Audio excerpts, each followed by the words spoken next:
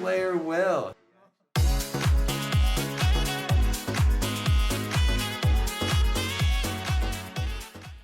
Welcome back, Visions fans. Ready Player Will here. I am back from vacation. So sorry for the hiatus, but diving into the Helena the Black Rose character review, brand new character released both to Global and JP within this last week. I will have the Melnia character review out shortly as well, but I know a lot of people are really interested in seeing the details of this character, and I'm excited to share them with you for those that want a little bit of a deeper dive so far. And today, pretty standard stuff. The character overview, base and total stat analysis, looking at some other stats along the way. We'll lead up to the report card where we kind of bridge the gap between the statistics and what we see in the kit. The general thoughts, just to kind of talk things out loud in terms of hitting some key points that I want to highlight. We'll go through the job itself, looking at the passives, counters, the job abilities, the auto priority. We'll evaluate the TMR, the job-based vision card eligibility, the Espers synergies, and weapon optimization as well. And so kicking things off, the character overview here, brand new light unit added here to Global. They gave her the unique main job of Mage of Thorns with the Grimoire Keeper and White Mage subjobs as well. They've given her the staff equipment, and she's part of the staff Black Mage class for the job eligibility on vision cards. She equips hats, cloths, and accessories with a base move of 3 and jump of 1 as a 100 cost unit with a faith recommendation of 97. Absolutely, she is a magic damage dealer. Don't skimp on that. Now, on her main job, she has a maximum range of 6 squares away. It's relatively deep, quite honestly. She's got access to 2 AoEs and 2 single target abilities as well. From a resistance perspective, minus 10% to dark. That's pretty standard for these light units, but a lot of double-digit weapon type resistances here. 20% to both strike and magic. That's like two of the most meta damage types at the moment, with a very healthy 15% to slash as well, with only the minus 5% to missile and the minus 10% to pierce. Now, we are kind of in a bit of a status effect meta at the moment, and being a 97 faith unit, you do want to be cognizant of what she can be afflicted by. She's got a 50% poison resistance innately, with a Trust Stone passive of 25%.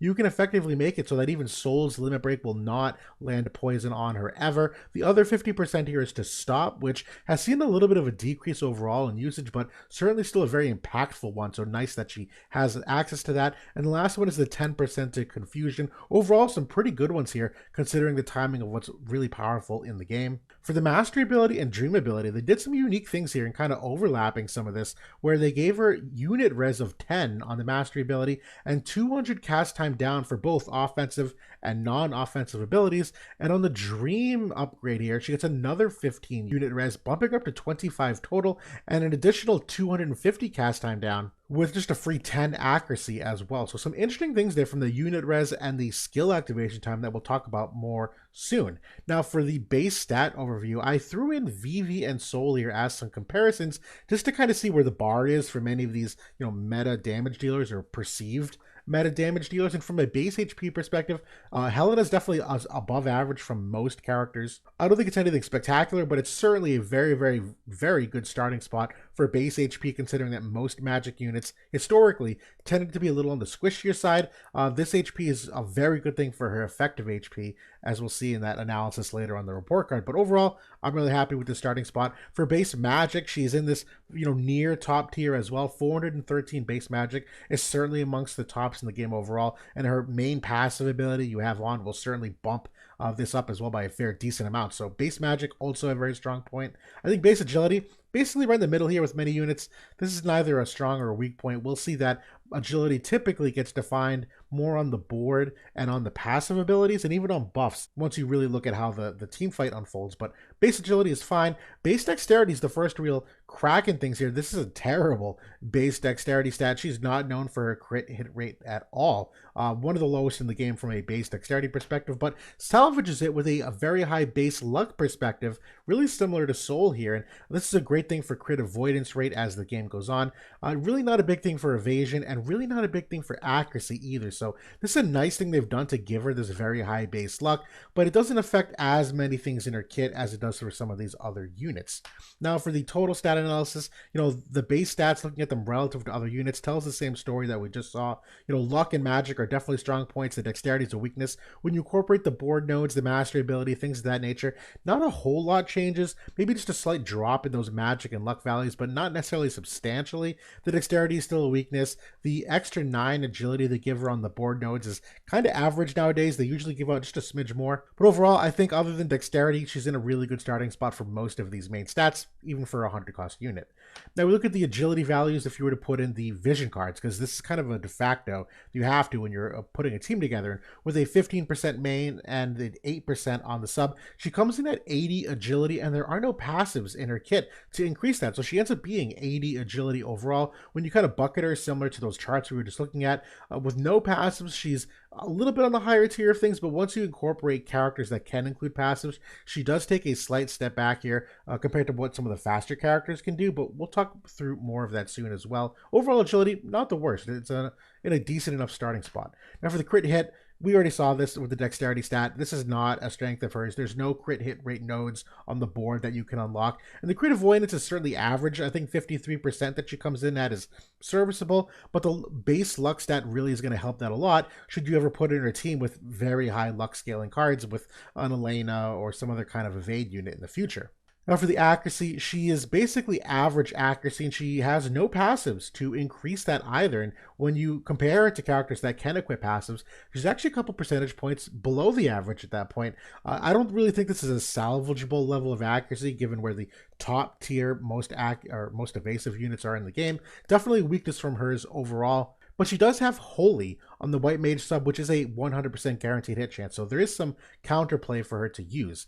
Now for the evasion, very bottom of the spectrum here for what could ever be considered an evade unit. If you're stress testing all the luck you can give her, she doesn't have any innate evasion buffs or passives to really give her any kind of upside here.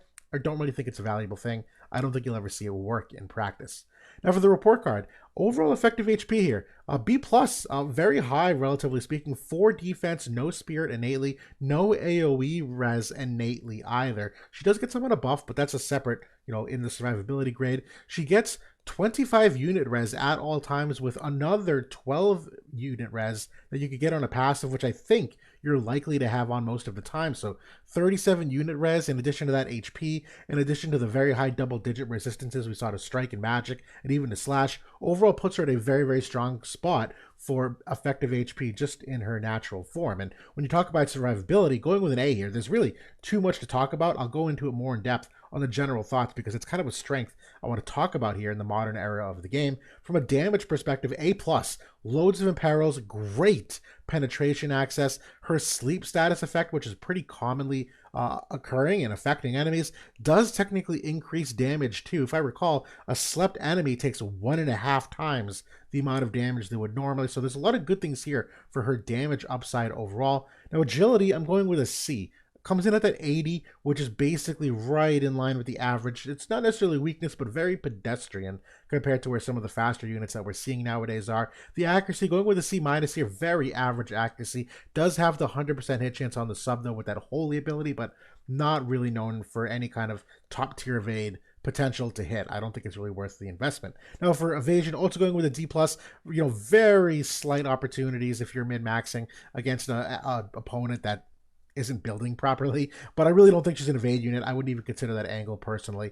I would just leave it at that. The movement going with a D as well. No move or jump or movement shifting abilities overall. Not the end of the world, but certainly a nice thing to see for a variety of different maps. The auto ease of use, I am going with an A here. The buff rotation is very easy to get right. The abilities work without lots of thinking or tinkering or matchup specific stuff. It just works the way the math ends up happening, and applaud Gumi for making it that straightforward. The game disruption, I'm also going with an A. Very competitive with the top end of the game for what we're seeing for these teams and what the units offer. I don't think she's a hard counter to them, but she is right there in terms of being a wallable unit that you're going to see, I don't want to say everywhere, but you're going to see in a lot of places that she is very competitive with what they do.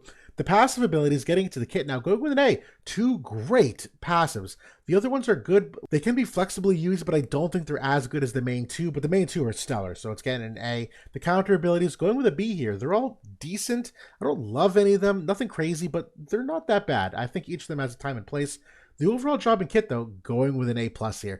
Exceptionally good buffs, very high damage potential, massive battle influence. I've seen so many fights where my team dies and Helena is just 3v1ing the enemy and will win the battle for me. It's very, very cool to see. The final grade that I'm going for, though, and just for context, in terms of how I hand out some of these S grades, in hindsight, I would have given Velas one. I gave Bradley one. I gave both Soul and Bridal Alaya one. So this S tier unit to me is a very special category I don't like to hand out freely, which is why she's just going to miss it. I'm going with an A plus here. And I'm really rounding up because I'm anticipating a very strong vision card for her next week. That's kind of the norm when these characters get released. Otherwise, I think she's an A without a vision card upgrade here. And she is still very competitive with Soul and Alaya, right there for influence. But I think in terms of dominating the game and shaping a meta, she doesn't have exactly the same effect that they do. They both do things differently for their teams that Helena doesn't really do for her team. She does it more for herself, which is still worthy of the A+. But Alaya with her giant like CT down on Stag Impact, the ability cancellation, the very flexible vision cards that she can be put into. And then for Soul, who has great teammate support with all that healing that he does, the AI that he offers, the 2 forms of coverage removal, the poison access, the devout job, and their vision card versatility. I think both of them do just a little bit more than what Helena does from a team impact perspective, but Helena as a unit is right there with them. And when we jump into the general thoughts now, looking at that survivability, again, 37 unit res with her passive, and her main buff, which we're going to see that paragraph in a couple slides here, it's up to a 25% reduction in damage the larger the AoE ability of the enemy. There's 20% dark res, which brings her to a positive 10% dark res, 20 AoE res. She'll also reduce all magic damage by 30% for 3 turns, and she gives herself re-raise. And in addition to that, she's got a second buff that can remove, or at least like lock, the enemy's ability to remove re-raise, which obviously is great for her survivability. The limit break, when she uses it, gives herself reflect, which is a free, won't take damage for a turn, and also an AoE cura on herself and around her so she can give herself some health that way. The Grimoire sub has access to a 7500 HP physical barrier and protect access should you want that, and the White Mage sub has protect and shell access as well. So overall, I don't think you can use the sub jobs, but up and down the kit, loads of survivability here, particularly on that main buff. But even innately with the effective HP, it ends up being very, very strong. Now, for the penetration that I was talking about, 40 Spear Pen and Magic Pen on one passive is exceptional. You can get another 40 Spear Pen on another separate passive. I don't think you're often to use it, but that's a big, big, big thing for the future of the game that you can tank bust very easily if you needed to for high spirit levels. You can get another 10 on a Trust Stone passive for each of those. Her TMR will give a 40% magic res pen buff as well. And the Val 4 vision card for Light Element also has 35 magic res pen here. So there's a lot of different ways that you can just cleave through any kind of resistances. And even if that wasn't a problem, the Imperils themselves are amazing. She's the first in global to get this new AoE reduction as well. Asterisk of the Past that's coming out sometime has it as well. The way it works is that whatever the enemy's AoE resistance is, when you hit them, it'll reduce it by 60%. And even if they buff themselves after getting that debuff effect for 3 turns, whatever AoE res they give themselves will only be 40% of its original value. So she's mainly AoE damage oriented, so this is a huge increase to her damage as well as the teammates. Her sub job has a 25 Spirit Imperil as well, but it's post damage. And then her limit break is also a minus 38% magic res as well. So between these, things here, there's a lot of damage to be done from this character.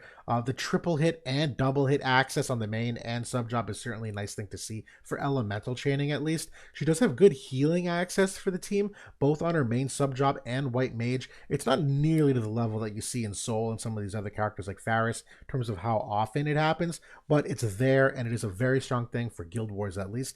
There are some notable weaknesses though, and this is where I kind of like round down. There's a couple things that I've seen that I wouldn't call them weaknesses, but they're noticeable and that I wish they were a little bit different. Number one, obviously, is the accuracy. Number two is the mundane agility value. She's really not that fast, even when putting on the Bahamut Esper and the Bahamut Vision card, which has agility points on it. She is not the fastest in the team by any stretch. And when you consider all these characters that do have like CT manipulating things, unless you give her haste, she ends up being a little bit slower in the turn order of things. She does have a baitable range as well, being 6 squares away on her ability, which is also a height of 3. So there's a good chance that you don't get all the buffs off if you don't really think about that range together. There's a lack of diamond buffs in her kit, which is not a norm. There's only a couple characters that do that, but it's very strong for the characters that do. She also doesn't have any elemental less attacks, which is kind of odd nowadays. Many magic attackers are getting these attacks that don't use their element attack up. They only use magic attack up, and you'd be surprised how important that is nowadays with people stacking lots of element res. So if you just go for a very high light resistance build, she has no way to get around that resistance, whereas many other magic damage dealers do have a typeless magic attack that will just ignore whatever resistance you've built up to them. The Staff Black Mage class is kind of raw right now in its vision card synergies, and there's just a little bit of RNG, I'll call it, for her limit break and the re-raise removal block, where the limit break, again, I talked about that other ability with the height variation and that strong AoE in peril. There's been many times she hasn't used the limit break and hasn't gotten the reflect when I wanted her to. She ends up dying anyways. And then for the re-raise removal, I was just doing a fight yesterday where she was attacking the tank, and from her left was coming this Halloween Lucio, ended up killing her and removing her re-raise because she wasn't able to attack the Lucio before he initiated that attack. So it's there and it's really strong for survivability, but it's not a slam dunk. There are some weaknesses to it, but still, A+ character. She's a great character. Now for the passive abilities, the two greatest ones here are the Resolve to Fall Afoul of the Gods. That's a tongue twister. And the Tenebral Perfume. Now the first one here is that magic 24% and the Spirit and magic res pen of 40. This buff, or this passive, is exceptional. The Tenebral Perfume I like a lot too for that 12 unit res, and for 6 turns she'll get an additional 400 cast time down. And we're going to talk about cast time in just a couple slides here. Those are my two favorites, but Clandestine Reading I think is an honorable mention for that extra 40 spirit pen that you can be tank busting those very high spirit values should a character ever come out with something in the future that you really need to bypass. The other ones are fine, but I don't anticipate really using. And now for the counter abilities, counter recovery, it's 25% chance to proc, but it's only physical damage, and it is a self-heal. 120 mod is kind of fine, it's average. But the hidden resistance I think I prefer, just not only for the slightly elevated counter rate, but the AoE res of 40 for 1 turn I think is really great. I think I prefer that than the heal back, just because it's physical damage only. If it was all damage, I'd like that a lot more, but it's not. The Regenerator is also a fine ability, but I think right now the amount of damage that goes out, regen doesn't heal as much as I would have liked. So it's fine, probably not my preferred one though, but overall these are all good in their own right. When we get to the main job buffs, yeah, go ahead and take a second. Whoo! Look at the freaking text. This is unreal. I'm going to actually summarize this for you, though. Her main buff that she uses is this teammate buff, and the abilities on it, the teammate and herself will receive that reduced damage of 25%, up to 25%, the larger the attack is on them. And that's for 4 turns. For herself, she'll reduce all magic damage by 30% for 3 turns, dark res of 20 for 3 turns, AoE res of 20 for 3 turns, and re-raise. This buff is exceptional. It's the first one she'll use in the battle. And it's very important to get the second one off, because the second one is a courage removal upon hit, which I haven't even talked about yet in terms of her overpoweringness and counterplay in the meta in the top end of the game. Yes, she can dispel courage upon using this ability, and that's why you don't want to get baited too early, but it is also the prevent re-raise removal from enemies that they can't remove re-raise on herself or teammates, which you can make loads of teams like that. So these two buffs you absolutely want to have her be executing in addition to maybe a TMR, but I don't see that happening as often just because of her range. And because she's a little bit slower, that, she doesn't get as many turns to start the fight. Now, for the main job offensive abilities, you have, 2 single target, 2 AoE ones. 2 of them have cast times, which we'll talk about in the next slide. The Briar Bind is 141%. It's got a chance to inflict stop. I really do like this ability, but you're probably going to see it used infrequently compared to Try Denervation here at the bottom. It's an extra height difference of 2 versus 1, an extra range difference of 4 squares away rather than 3 squares away. Not that much more AP for a magic user. It's a reduced counter chance of 100. It's also a triple hit ability and 200% damage modifier. So both of these are very, very good in their own right. Soul Harvest is an ability that's very interesting. It will change modifiers depending upon the amount of enemies in an AoE. I haven't done a deep mathematical dive on this yet. I have kept the ability at level 1 though, because I do prefer to use some of these other abilities. But there's an after effect here that when you kill someone, she will regen health of 120 mod, upwards of 240 mod if you kill 2 people. But to me, the real bread and butter here is Rose Blast, this giant diamond AoE, range height of 3, 6 squares away. That's that AoE imperil that will reduce the enemy's AoE res by 60% and all AoE buffs for those 3 turns by another 60%. And there's a slight typo here. I don't think this actually changes on the reduction of the AoE resistance. I gotta test this. The bottom line is this is a great imperil overall. The chance to inflict sleep, though, this is one that I have done some more research on. And the way this works is if there's one enemy in your AoE, it's an 85% chance to inflict sleep. It'll be 65 if there's 2 enemies. It'll be 45 if there's 3 enemies. It's still a very hard thing to defend against, almost impossible unless you're specifically going to gear against nullification of it. This ability is dangerously good in a vast majority of situations. And we'll talk about the limit break here next in just a second, but the cast time breakpoints, something very interesting here where her 140 and mastery ability both give her 450 cast time down. Her passive gives her another 400, but only the first 6 turns.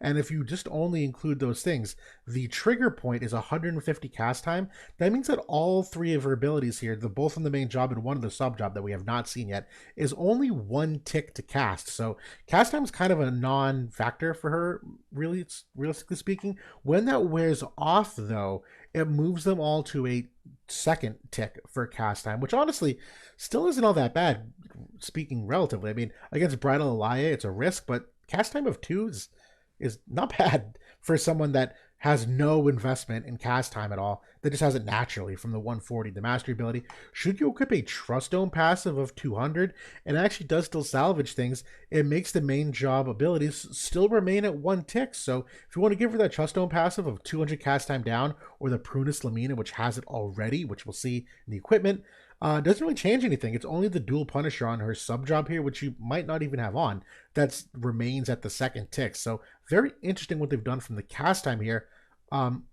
Yeah, it is what it is. So for the limit break here, this is another great diamond, a 6 range ability. It's a 38% magic imperil. Most importantly, though, it gives herself reflect, which means when she gets attacked by a magic ability, she will take no damage from it, and she will take all that damage and give it right back to the person who cast it and throw that Uno reverse card right in their face. I don't know exactly how this works in terms of if it's 2 people that are reflected. Does it just bounce back and forth? I don't know. We're going to test that. But it is also an AoE Cura around herself of 120 mod for herself and allies. So this limit break, absolutely awesome. But I do want to mention some of the vision card abilities here that she has access to that Staff Black Mage definitely has access to things that most don't. The first one is Nightmare Before Halloween. I could actually see this vision card being used a ton. I love this ability. It's another triple hit. It's also the 30 unit res, slightly lower mod at the 165 compared to the triple hit on her main job. But regardless, this vision card has proven time and time again how valuable it is. You also have the ability from the Winter Holiday Party, which is the like rainbow AoE res card. I don't love this ability, speaking frankly. It's not nearly as good as anything on our main kits. I'd probably disable it, but honorable mention. The Black Rose of the Battlefield, I'm probably also disabling this ability. We typically do. Just a fun fact, it is a typeless ability, which I like. Number one, we just talked about there's none of that, but the mod is relatively weak, and her own AoE imperil is much more impactful against higher AoE res enemies. If the enemy has 30 area res or lower, she'll use this instead. But for some of those tanks that have very high area resistance, which is a thing, I much prefer her using that main job ability, and this would be a massive, step down in her potential if she's using this ability instead. But finally, Blossoms in the Dark. This is another typeless ability for 260% mod, range of 4. I don't think you're going to use this vision card that often, but still, the ability works for her. Figure worth mentioning. The only one here that I really like is the Curses Come in 3s. That's really the only ability here I could see for auto PvP really being a thumbs up. Now for the sub job, the Mage of Thorns, you have 2 excellent abilities here. This is a Select 2 ability of range of 5 squares away. It's a double hit, but the Spirit Imperil is 25% after the damage. So while it doesn't amplify the damage in this ability, it will on a teammate following up or on her next ability. Overall, I like this for that Select 2. We've just seen how much more impactful that is in getting around tank hate as well, where tanks can't prevent the Select 2 from hitting teammates and whatnot. I like it, but more than anything, I love the Rose drops here for that curative ability, where it's a 4 square range curative of 210 mod, also giving AP to that ally as well. I love this. I think I use this primarily in most PvP stuff so far. The Grimoire Keeper does have a time and place, though. I think the physical barrier we saw with Renoa, I was dead wrong on that. It ends up being very strong in many instances. The only difference between her and Renault is that Renault will stand still when she uses it, and Helena will not. So there's a little bit more, again, of a risk. Those two buffs on the main job, I think, are must-haves. Where do you fit in Spell of Shielding if she's walking forward with a range of 6? I just don't think it's in that priority of what you want to get off for her, but it's nice. You certainly have the protectability here too. The rest of the abilities here are kind of whatever. It's really the buffs that I think are the best. And the White Mage, there's, Protect and Shell access. There's no full life access, though, just a regular raise, which I don't see most people using. I don't recommend it. I think her attacking is going to happen way more of the time anyway than using raise on a teammate because her AI is more of a DPS AI. But the holy access here is really the biggest upside where you at least have a 100% hit chance. It's still a really strong mod of 220%.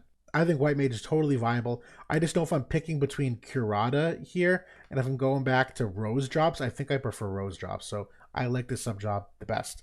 Now for the TMR review, this is a pretty stellar TMR. Again, it's an accessory, so really love to see that, number one. Defense and spirit values are pretty healthy. The crit evade's nice. It's a 2 usage TMR, and there's a lot of good stuff on here. Maybe not for Helena herself, where a lot of this is cast time down of 200 of both types for 4 turns, but I think that's the special thing about this, is that it's both types. So when you consider that heal ability, let's say, and not just Helena, but for really any character, the fact that you can get an extra 200 cast time down on curative abilities is really, really nice. In addition to the 25 slash res for free, you almost didn't even need to put that on. And the 40 magic res pen for 3 turns is very, very good. Overall, I think it's a great, great TMR that's likely to get some use, but probably not as much, just because TMRs with agility stats on them, or haste effects on them, or diamond shapes on them for better movement tend to be more useful, but just stat-wise, it's a pretty solid one. Now for the job-based vision cards, there's a really nice selection of vision cards that you typically look for. You have 2 of them that have unit res that are already out in global. You have 2 of them that have area resistance, which are coming in the relatively near future. And you have 2 different agility percent ones as well. Overall, there's a ton of versatility here for how you can form that team and cross over between some of the other classes. I think the Black Mage class overall, you might have seen me and JP talking about on the podcast. I think it's relatively weak compared to the past. But there's so much vision card overlap here that all it would take is another amazing unit to synergize on one of these AoE unit or agility cards, and Helena's going to be very happy about that. So overall, this is a massive thumbs up for anything in the future. This is prime to really blow the doors open soon. Not even talking about the fact that she very likely has her own vision card coming out as well next week. Now for the Espers synergies, I'm keeping this genuinely really simple. It's so straightforward. It's light attack, magic percent. Anything more than that is really matchup specific. I think Bahamut is such an easy one to go with. Dark Ramu as well for the human killer. They have the same agility, different types of resistances, but I also have regular Ramu on here just for the honorable mention for the strike res that he also has, in addition to some of the accuracy, which, you're not hitting evade units, but it's better to have some than none. And he still has the magic attack nodes. It's still decently fast. Overall, there's a lot of ways you can go with this. I would tend to think matchup specific is still a good way to go, though, because although her survivability is above average, she's not unkillable. So getting some element res somewhere for some of these matchups is still very strong. But overall, these 3 you really can't go wrong with. Now, the weapon optimization, though, this is where things get very, very dicey. They did release a new weapon for her, where as a light unit, she gets 8 AoE res and 30 reaction block rate and 15 magic attack. The AoE res of 8 is nice. I think there's better staffs, though. This is very situational. I think it's been proven time and time again. The Wizard Rod is still probably one of the best rods in the game for these units, where getting that CT of 200 when you fall below 90% HP, which is basically 1 hit, very strong for just getting that extra turn in a little bit quicker. For a character like her that can nuke enemies so easily, if you get that extra turn because of it, that's the fight. So I love this Wizard Rod for that fact. I think the Prunus Lamina, though, is a great honorable mention just for the extra modifiers here. You're talking 35 total mods, the free decrease activation time of 200. You don't have to worry about a Trust Stone passive, which will keep those spells at a very quick cast time even after her passive wears off. Stat-wise, I think it's still pretty safe for the magic build. It's not my favorite staff, worth mentioning at least, though. And the Platinum Rod's kind of the same idea as the Wizard Rod, but this is just a little bit different, that it's agility of 10% when your HP is below 80%, which she very well could be for much of it. Characters with high effective HP means that they can take some more hits, which means it's more likely their HP will be somewhere kind of in the middle there, likely below 80%. I still like this rod for a lot of things. Maybe not as good as the Wizard Rod, but still very competitive. Cypress Pile, I only have this here for the 20% magic res pen. I don't think you need it. There's so many other sources of it. But I think the confusion angle here is also interesting, where there's so much silence in the game, so much berserk in the game too, that should she get afflicted by either one of those, you get caught off guard. If she goes to melee an enemy and you can get a 25% chance to inflict confusion, it's actually not that bad. Not my favorite rod, mentioning it for informational purposes. And finally, Staff of Providence as a TMR option, I still really like that unit res of 10, and just being able to min-max your magic stats and free up those two main slots for something else, I still think is very valuable. This is definitely a great honorable mention, but very in-depth review. There's a lot to talk about. This is a top tier unit that is absolutely going to fit right in with what we're seeing for meta. I have no doubt that she's likely to be prevalent for a fair amount of time, particularly with the VV Vision card coming out, her own potential Vision card coming out. But that's everything I want to talk about today for now. Thanks so much for watching, and I'll talk to you all soon.